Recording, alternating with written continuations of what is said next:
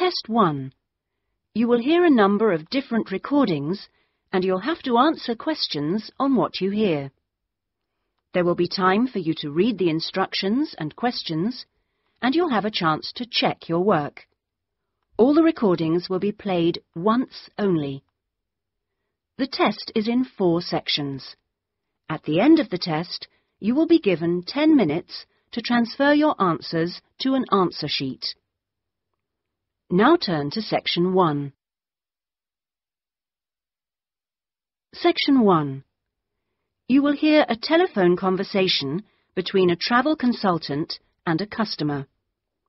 First, you have some time to look at questions 1 to 4.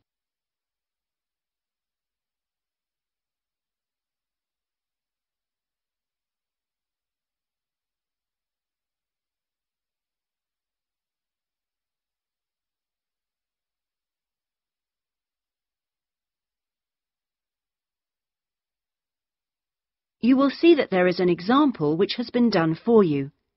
On this occasion only, the conversation relating to this will be played first. Good afternoon, Dreamtime Travel. How can I help you? Oh, hello. I'm interested in the holidays you offer along the coast near here. Yes, we operate several tours up the coast. Where in particular did you want to go? Well, I like the sound of the holiday that mentioned whales. Was it whale watching?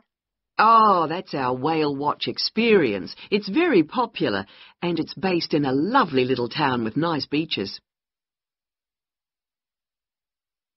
The holiday is called Whale Watch Experience, so Whale Watch Experience has been written on the form. Now we shall begin. You should answer the questions as you listen because you will not hear the recording a second time. Listen carefully and answer questions 1 to 4. Good afternoon, Dreamtime Travel. How can I help you? Oh, hello. I'm interested in the holidays you offer along the coast near here. Yes, we operate several tours up the coast. Where in particular did you want to go?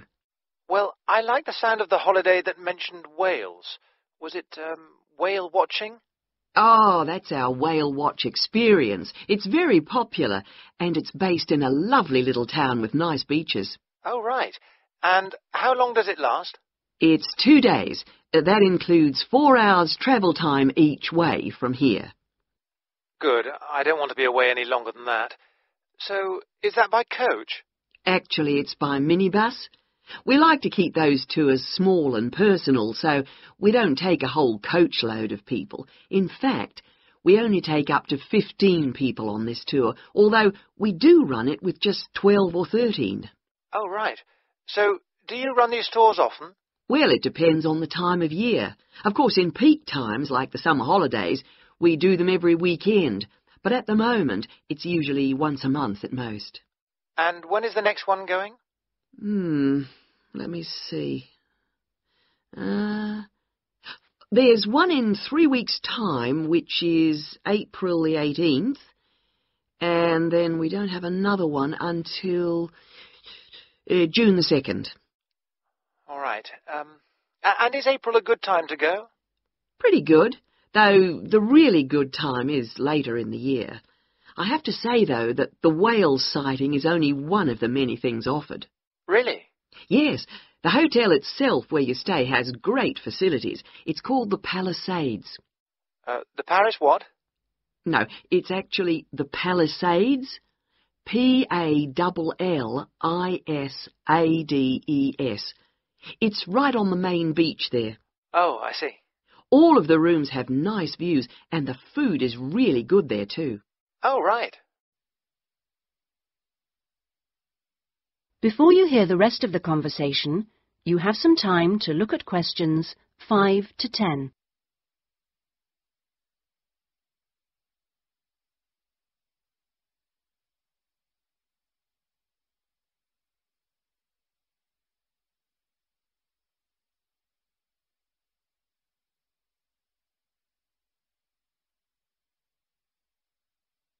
Now listen and answer questions 5 to 10. And what about the other things, that are included in the price? Oh, there are lots of things. If you don't want to do the whale watch cruise, your guide will take anyone who is interested either on a bushwalk through the national park near the hotel, and there's no extra charge for that, or on a fishing trip. That's an extra $12, I think. And there's also a reptile park in town. That costs more or less the same. No, I think I'd prefer whales to snakes. Yeah. And if you just want to relax, you're free to sit by the hotel pool or go down the beach. Oh, and they also have tennis courts at the hotel, but you have to pay for those by the hour. But there are table tennis tables downstairs, and they're part of the accommodation package. Just speak to your guide. Well, that sounds good. So how much is the basic tour price? At this time of year, it's usually around $300, but let me check.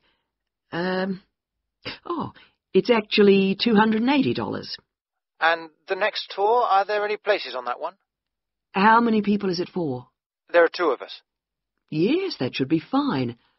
Can I just mention that we require all bookings to be made at least 14 days before you travel to avoid cancellations of tours? And if you cancel within 7 days of departure, you will have to pay 50% of your total booking. Okay. And you also need to pay a 20% deposit at the time of booking. Can I pay that by credit card? Yes, you can. All right. What I'll do is I'll talk to my partner and get back to you. Fine. So I'll make a provisional booking, shall I? 2 for the whale watch experience. Let me issue you with a customer reference number for when you call back.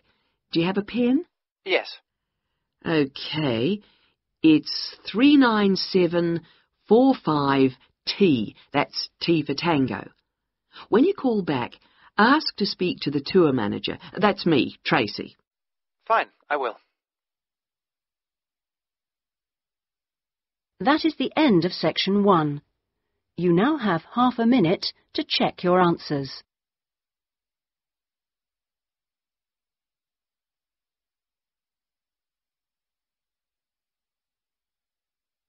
Section 2. You will hear a radio program giving parents advice about buying cots for their babies to sleep in. First, you have some time to look at questions 11 to 17.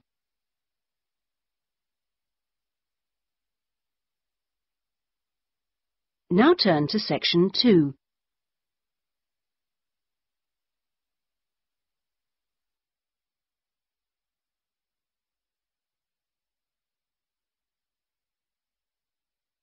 Now listen carefully and answer questions 11 to 17. Hello and welcome to today's Buyer Beware program, where we give you some tips on how to spend your money wisely. Now, in today's show, we're looking at beds for children and babies.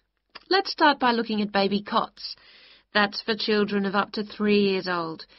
We tested 3 different cots, all in the budget price range, and as usual, we will feature the good points, the problems, and our verdict.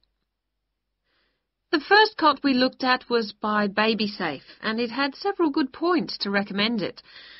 Our testers liked the fact that it had 4 wheels, so it was easy to move around. The only slight problems with this cot were that it had no brakes, but they didn't think that mattered too much. At first they were a bit concerned about the side bar, because they felt babies could trap their fingers in it. But our testers felt that this was unlikely to happen, so they've given this one a verdict of satisfactory. The next cot was by Choice Cots, and this time our testers were pleased to find a cot which is simple to put together, unlike others we looked at. On the minus side, our testers did not like the fact that the side of the cot did not drop down, making it difficult to pick up newborn babies. However, the real problem with this cot was the space between the bars. Our testers found they were too wide and a baby could easily trap his head. We felt this was a real safety hazard, and so we've labelled this one dangerous, I'm afraid. Before you hear the rest of the programme, you have some time to look at questions 18 to 20.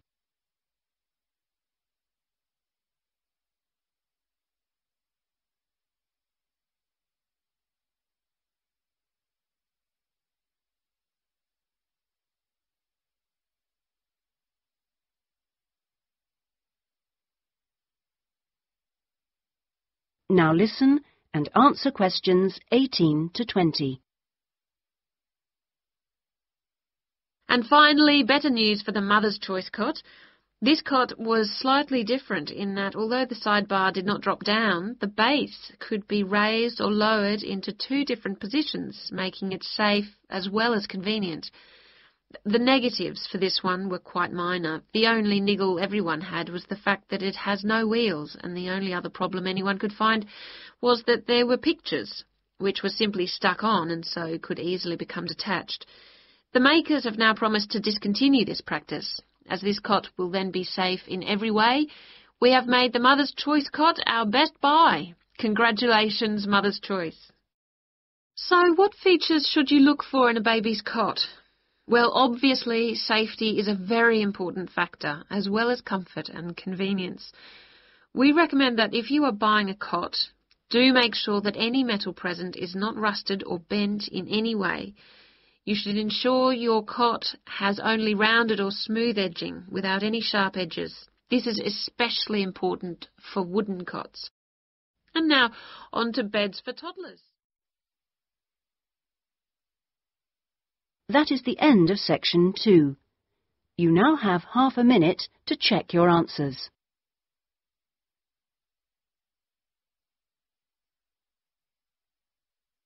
Section 3. You will hear a conversation between a student, Andrew, and a student advisor, Monica, about a diploma course. First, you have some time to look at questions 21 to 25.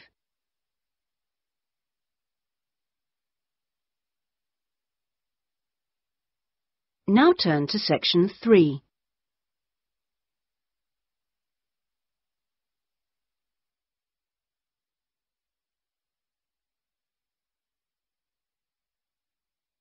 Now listen carefully and answer questions 21 to 25. Excuse me, I was told to come here for advice about management diploma courses. You've certainly come to the right place. Hi, my name is Monica. Nice to meet you. My name is Andrew Harris. So, Andrew, have you seen our diploma course prospectus yet? Yes, I've already looked at it. In fact, I thought the information on course content was really useful. But I'm afraid I'm a bit confused by all the different ways you can do the course. Full-time intensive, part-time, and so on. Mm-hmm. Well, let's see if I can help. I think each course type has its advantages and disadvantages, so it really depends on you, your own study habits, and your financial circumstances, of course. Are you working at the moment? Yes, I've been working in the administration section of the local hospital for the last 3 years. Mm-hmm. And before that, I worked in the office of a computer engineering company for 2 years. So I've got about 5 years of relevant work experience. Mm-hmm. And what I'm hoping to focus on is personnel management. I see. And are you planning to leave your current job to study, or are you thinking about just taking a year off? I want to know what my options are, really. I don't want to quit my job or anything, and my employers are keen for me to get some more qualifications, but obviously it would be better if I could do a course without taking too much time away from work. Right. So you don't really want to do the full-time course, then? No, not really. It's also a question of finances. You see, my office have agreed to pay the cost of the course itself, but I would have to take unpaid leave if I want to study full-time, and, well, I don't think I could afford to support myself with no salary for a whole year. Okay. Well, you have 2 other possibilities. You could either do the part-time course, that would be over 2 years, and you wouldn't have to take any time off work, or you could do what we call a modular course. You could do that in 18 months if you wanted, or longer. It's quite flexible, and it would be up to you. So what does the part-time course involve? For that, you would join an evening class and have a lecture twice a week. Then you'd have to attend a seminar or discussion workshop 1 weekend a month. What kind of coursework would I have to do? Well, it's a mixture. You'd be expected to write an essay each month, which counts towards your final assessment. You have a case study to do by the end of the course, which might involve doing a survey or something like that. And also you need to hand in a short report every 4 weeks. So that's quite a lot of work then, on top of working every day. It sounds like a lot of studying, and really tiring. Yeah, you certainly wouldn't have much free time. Before you hear the rest of the conversation, you have some time to look at questions 26 to 30.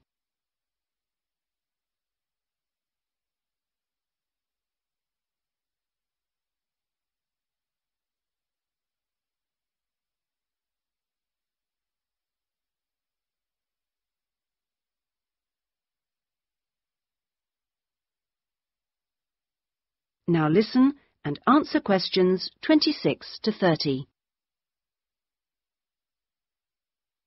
What about the modular course? What would I have to do for that? Well, that's where you get the opportunity to study full-time for short periods. That way you can cover a lot of coursework and attend lectures and seminars during the day. And each module lasts for 1 term, say about 12 weeks at a time. There are obvious advantages in this. The main one being that you can study in a much more intensive way, which suits some people much better. And how many of these modules would I have to do to get the diploma? The current programme is 2 modules, and then you have to choose a topic to work in more depth. But you can base that on your job, and so you don't need to be away from the office. And how long it takes is up to you. Mm-hmm. The important thing is that you don't have to study and work. You can focus on one thing at a time. Yes, I can see that. It certainly sounds attractive. It would be more expensive, though. I mean, I'd have to support myself without pay for each module. That's true, so that might be a problem for you. Look, why don't you talk this over with your employers and then come back? That is the end of section 3. You now have half a minute to check your answers.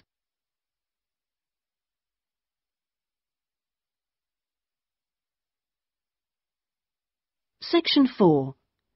You will hear part of a lecture given by an economist about North American women's attitude to money and saving. First, you have some time to look at questions 31 to 40.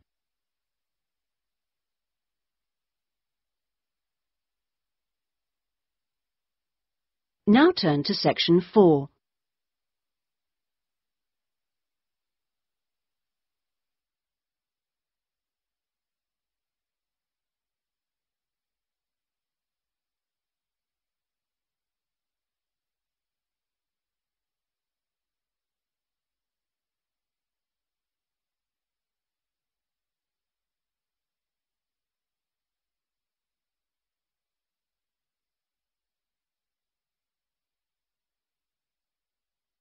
Now listen carefully and answer questions 31 to 40. Okay, so we've been looking at the attitudes of various social and cultural groups towards the management of their personal finances, how important they feel it is to save money, and what they save their money for. One aspect that we haven't yet considered is gender. So if we consider gender issues, we're basically asking whether men and women have different attitudes towards saving money, and whether they save money for different things. Back in 1928, the British writer George Bernard Shaw wrote in his Intelligent Women's Guide to Socialism and Capitalism that a man is supposed to understand politics, economics, and finance, and is therefore unwilling to accept essential instruction. He also said, a woman, having fewer pretensions, is far more willing to learn. Now, though these days people might question a lot of the assumptions contained in those statements, recent research does suggest that there are some quite fundamental differences between men and women in their attitudes to economic matters. Let's look at what men and women actually save for. Research studies of women in North America have found that women are far more likely to save for their children's education, and they are also more likely to save up in order to buy a house one day. The same studies have found that men, on the other hand, tend to save for a car, which, by the way, takes a surprisingly large amount of the household budget in North America. But the other main priority for men when saving money is their retirement. When they're earning, they're far more likely to put money aside for their old age than women are. Now, this is rather disturbing, because, in fact, the need for women to save for their old age is far greater than for men. Let's consider this for a moment. To start with, it is a fact that throughout the world, women are likely to live many years longer than men, so they need money to support them during this time. Since women are likely to be the ones left without a partner in old age, they may therefore have to pay for nursing care, because they don't have a spouse to look after them. Furthermore, the high divorce rates in North America are creating a poverty cycle for women. It is the divorced women who will most often have to look after the children, and thus they need more money to look after not just themselves, but others.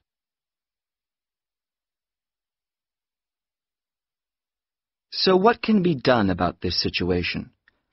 The population in North America is likely to contain an increasing number of elderly women. The research indicates that at present, for women, it takes a crisis to make them think about their future financial situation. But of course, this is the very worst time for anyone to make important decisions.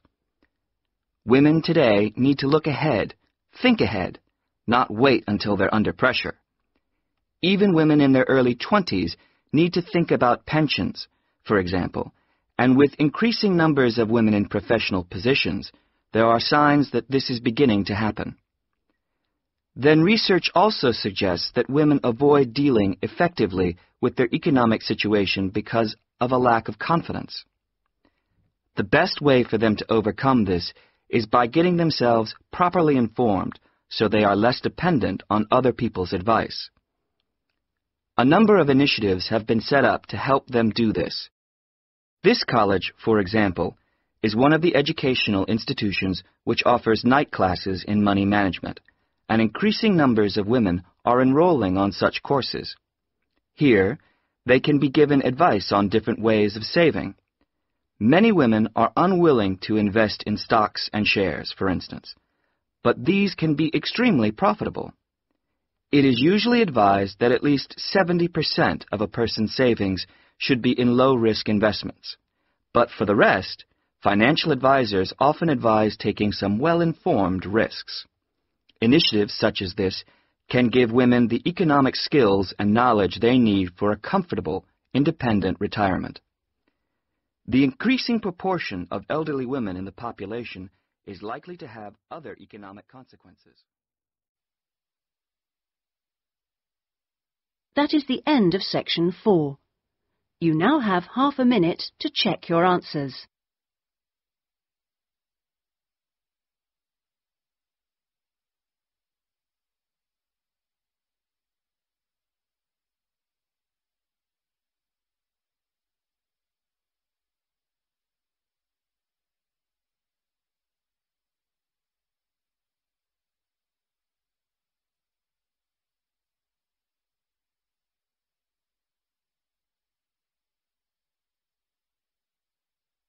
That is the end of the listening test.